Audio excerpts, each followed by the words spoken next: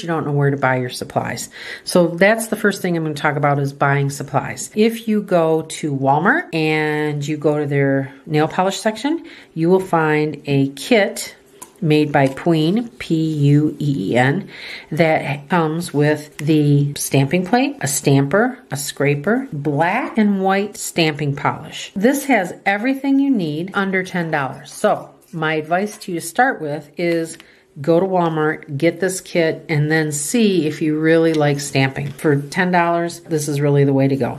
And Pueen's products, their nail stamping polish and their plates are really good, so it's a great place to start. Although this is a great stamper, this is not a see-through stamper, so it's very hard to see where your image is going to be placed on your nail. Right next to this kit is actual Pueen clear stamper, right at Walmart. Great place to start. That's the first company that I'm going to talk about is Pueen, and like I said, their plates are great. The problem with them is that they don't have a whole lot on their website. So they have a few plates, they have a few colors of stamping polish, but other than that, I don't know why. I don't know if they've just given up or they just don't want to make any more.